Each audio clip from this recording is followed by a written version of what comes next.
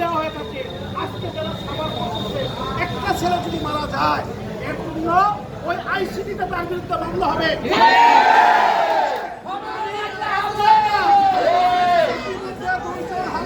মারা গিয়েছে। আমি চ্যালেঞ্জ করে বললাম, প্লিজ আমার চ্যালেঞ্জ গ্রহণ করেন।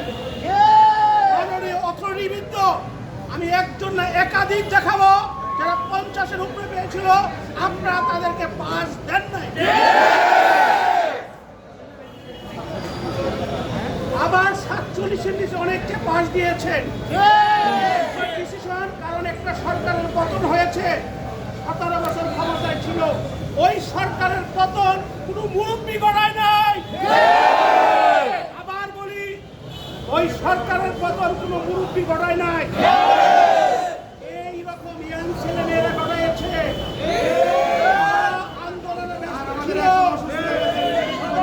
আন্দোলন হয়ে থাকে, আন্দোলনে দিয়ে থাকে, ছাড় পেয়ে থাকে, বিভিন্ন প্রস্তুতি দিতে থাকে। আমরা শুধু চাচ্ছি যে আপনাদের দৃষ্টিভঙ্গি থেকে আমরা 47 পেয়েছিলাম।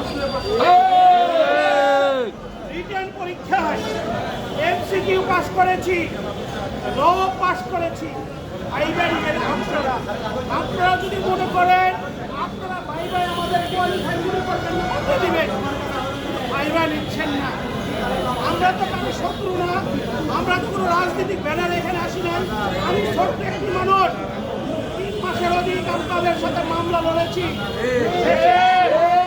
কোর্টকে বলতে বাধ্য হয়েছিলাম যে পাইলট, আমার একটা অটিস্টিক ছেলে আছে, আমার একটা মেয়ে পড়ে, আমি এই মামলার জন্য অন্য মামলা করতে পারতেছি না, আমার অবস্থা কাহি হয়েছে, দয়া করে মামলাটা শুনে জাজমেন্ট দিয়ে দেন।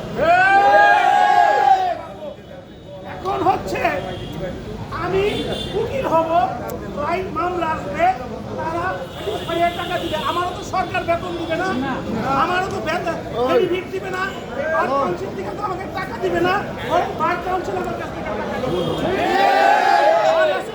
আমার কাছ থেকে টাকা দিবে। টাকা না দিলে আমার লাল দাগ মেরে দেবে, আমাদেরকে দিচ্ছে। আপনারা দেশের জন্য কাজ করেন, মানুষের জন্য কাজ করেন। আমি ল পাস করেছি, এমসিকিউ পাস করেছি, রিটেন পাস করেছি, ভাইভা দিতে দিচ্ছেন না কেন? দিলে আপনাদেরকে শুধু মনে করে দেয়, কাউকে অবহেলা করবেন। হয়েছে ছাগল কাণ্ডে, আবার বলি ছাগল কাণ্ডে মনে করে দেয়,